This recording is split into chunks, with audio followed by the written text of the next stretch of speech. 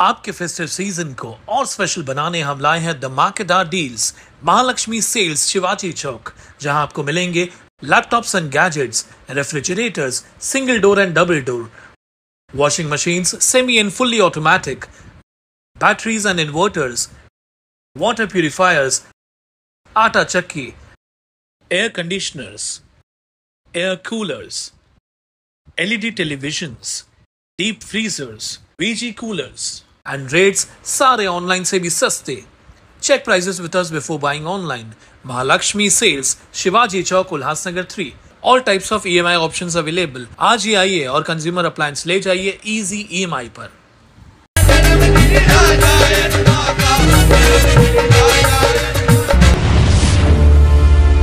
Town दर्शन news, समाचार ही नहीं विचार भी। उल्हासनगर विधानसभा क्षेत्र से महाविकास आघाड़ी राष्ट्रवादी शरद पवार गुट से प्रत्याशी ओमी पप्पू कालानी के प्रचार हेतु पार्टी नेता व सांसद सुप्रिया सुले ने उल्लासनगर में सभा को संबोधित किया। यहां उन्होंने ओमी पप्पू कालानी को समर्थन देने की अपील की।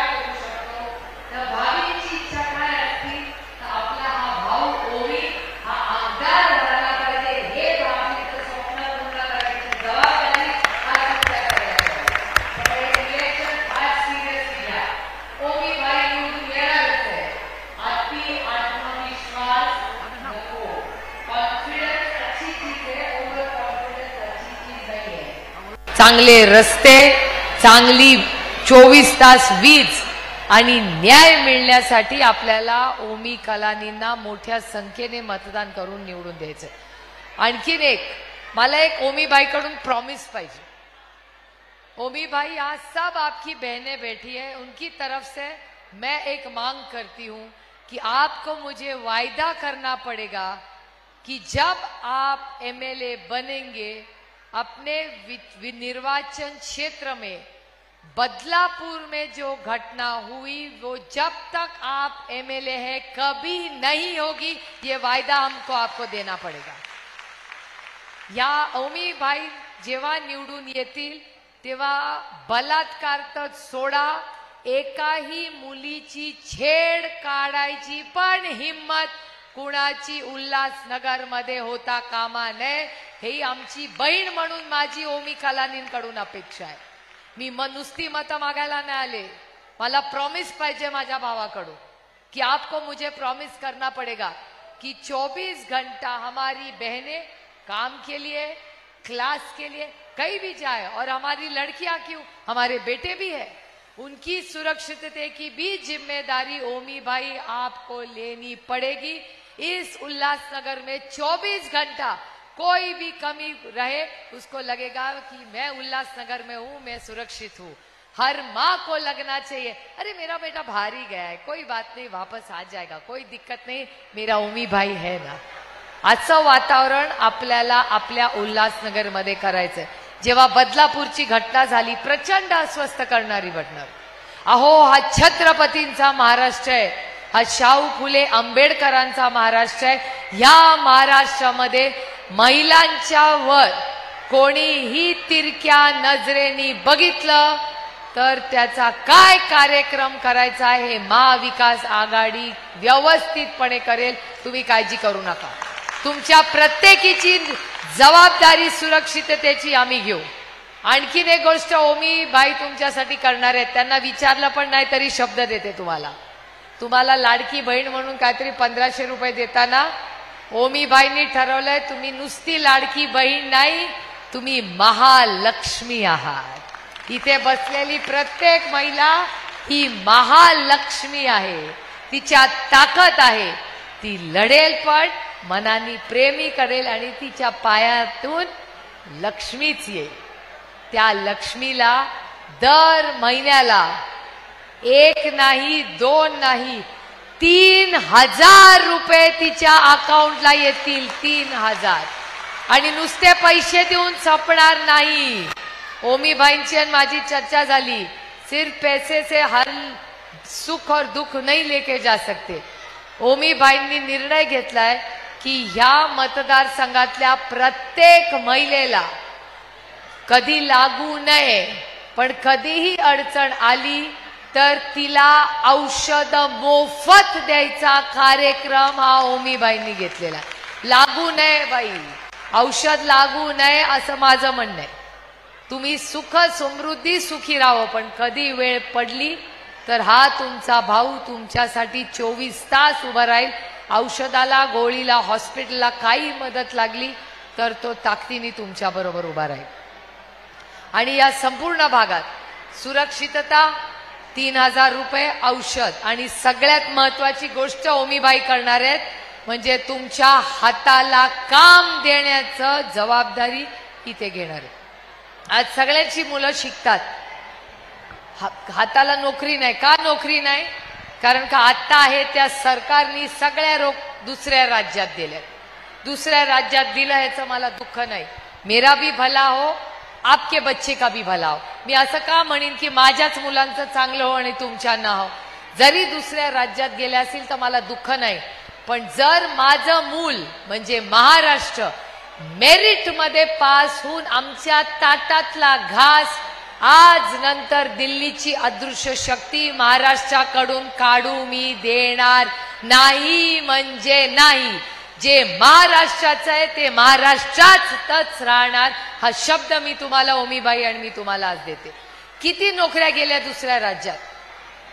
पुणे जिल्ह्यामध्ये फॉक्सकॉन नावाची कंपनी आली, 2 लाख नोकऱ्या, 2 लाख नोकऱ्या ज्या मराठी माणसांना, मराठी माणूस म्हणजे कोण? जो महाराष्ट्रात राहतो तो मराठी माणूस। तर मराठी माणसाला ज्या नोकऱ्या मिळाल्या होत्या त्या सगळ्या नोकऱ्या महाराष्ट्रातच राहणार आणि आपल्या सगळ्या मुला आणि मुलींना त्या नोकऱ्या मिळणार, ही जबाबदारी मी आणि ओमीबाई आजपासून घेतो। तुम्हाला शब्द देते, हाताला काम मिळणार। आणि इथे बचत गटाच्या महिला आहेत का? बचत गटाच्या महिलांना मी तुम्हाला शब्द देते की प्रत्येक तालुक्यामध्ये, प्रत्येक वॉर्डामध्ये आपलं सरकार आल्यानंतर सरकारी जागेमध्ये तुम्हाला एक दुकान आम्ही काढून देऊ। तुमच्या हक्काचं ते दुकान असेल, तुम्ही दिवस वाटून घ्या, कसं करायचं आहे तुमचं तुम्ही ठरवा। पण सोमवारी 1 गट, मंगळवारी 2रा गट, बुधवारी 3रा गट, तुमचे वार ठरवा। त्या वॉर्डमध्ये 50-100 गटांसाठी एक दुकान असेल, दुकानाची जागा सरकारची असेल, वीज सरकारची, पंखा पाणी सरकारचं, बाकीचं आपल्याला करायला गेला. हा निर्णय आम्ही घेतलेला आहे. तालुक्याला आणि वॉर्डात छोटंसं दुकान, 4 आपले टेबल टाकायचे. आपला जर सामान चांगलं असतील तर लोक घ्यायला येतीलच ना. त्यामुळे तुमच्या हाताला नुसते घरात पैसे महालक्ष्मीला आम्ही देणार नाही, पण महालक्ष्मीचा मान सन्मान करून तिने स्वतःच्या पायावर उभं राहण्यासाठी तिला मार्केटिंगला पूर्ण ताकदीने आम्ही मदत करू, हा शब्द मी तुम्हाला आज द्यायला.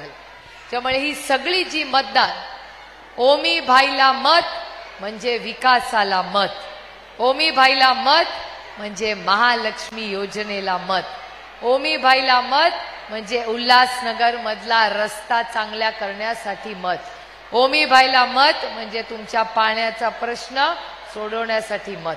त्यामुळे हे जे मतं मागतायत ते कुणाला दुखवून भाषणबाजी करून करणार नाहीये.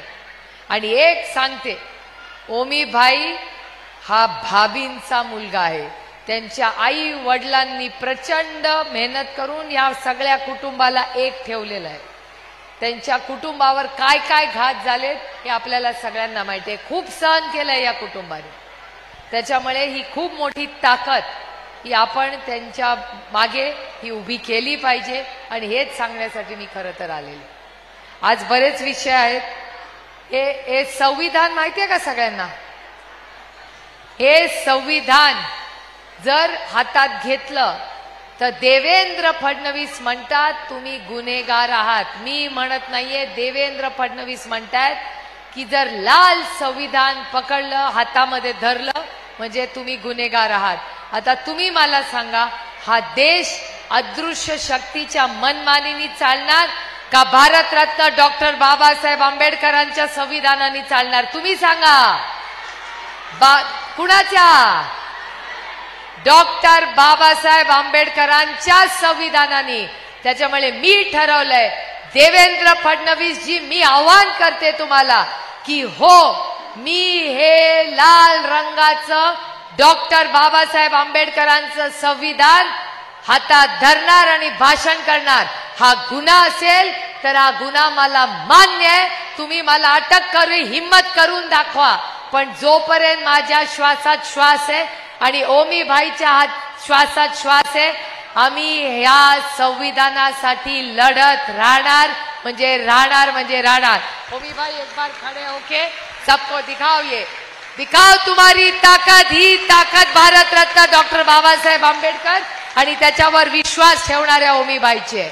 त्यामुळे मी शब्द तुम्हाला देते की जोपर्यंत आमच्या श्वासात श्वास आहे, तुमच्या सगळ्या सुखदुःखात आम्ही ताकदीने राहू. एकच गोष्टी भावासाठी मागते की 20 तारखेला तुमचं पवित्र मत मी 2 नंबरचं बटन दाबून मोठ्या संख्येने ओमी भाईंना ताकदीने मतदान करून तुमची सेवा करण्यासाठी आपण संधी द्या. एवढीच विनम्र विनंती करून आपली रजा घेते. जय हिंद, जय महाराष्ट्र, जय आघाडी, जय संविधान.